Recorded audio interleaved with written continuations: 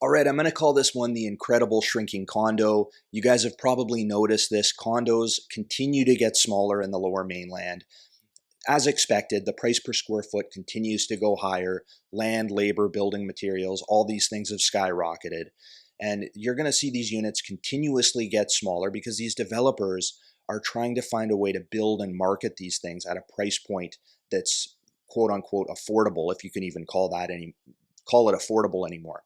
But as an example, I had a listing in Point Grey, 2 bedroom, 2 bathroom. This was an older wood frame, roughly 1,600 square foot, and absolutely cavernous. Master bedroom was massive by today's standards, huge closets. Second bedroom, you know, full-size parking stalls, massive storage lockers. By today's standards, these things are absolutely cavernous. And walking into this unit, to me, felt like walking into a single-family detached home, high ceilings. And so some of these older stratas, built in the 70s and 80s, a lot of the top locations were built out decades ago as well. So some of these are in pretty prime locations. They're older, and in most cases, they're going to require a full reno. But I think they have some of the best floor plans. This particular unit, it had its own dedicated kitchen. You could comfortably sit 8. It was separated by a wall, so we had to go through the process, dealing with the city, dealing with the strata to get that permission to remove that, make it open concept. But for somebody who's willing to, get their hands dirty and put in some work, that I think there's pretty good value in some of that older product, provided it's in a well-run strata, well-maintained, no major levies coming up, that kind of thing. But you'll notice that as you get into the newer product, it gets a lot smaller. So as an example, let's say something built after 2010, the equivalent 2 bedroom is probably going to be between 900 and 1,200 square feet, so significantly smaller. The master is usually decent, but the second bedroom is really in a lot of cases more like a den. And I find a lot of these first-time buyers, particularly younger first-time buyers, they want something newer in a concrete building, and they're oftentimes disappointed with the size of the second bedroom. The other thing I've noticed is, unlike the full dining room, these newer units tend to have more of a breakfast bar setup where you just sit up at the kitchen. There's not really enough room to have a dedicated dining space. There might be a table with 4 chairs, but it'll be tight. And that's because, again, these developers continue to shrink down these units. How do we do this in the most efficient way possible? Matter of fact, I've heard of some developers in Toronto that are talking about getting rid of the patio completely to free up more space on the interior. So they're looking for ways to cut corners.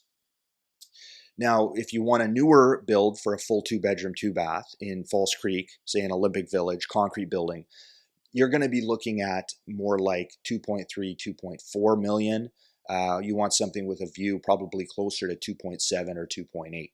So that's why these units continuously get smaller. Pre-sale is where you really see it, because now we're getting into that 1,800, 1,900, 2,000, 2,100 a square foot. That's where I really see these units. Walk into any of these pre-sale centers and you'll see that these units are much smaller than what you can buy in the tangible market today for the most part. I also did a video, I believe it was last year, on these micro units in Richmond. That's a sign of things to come. So these are 280 square feet. Okay, they are tiny. I like them. From an investment standpoint, these are fantastic because you're going to get a really high rent per square foot. You're going to get a pretty good cap rate on these because you're not going to get that much less rent for a studio than you would a full 1 bedroom, but you're coming in at a much lower price point. This would not be long-term for somebody to live in for the next 10 or 15 years, but for a university student to rent this out.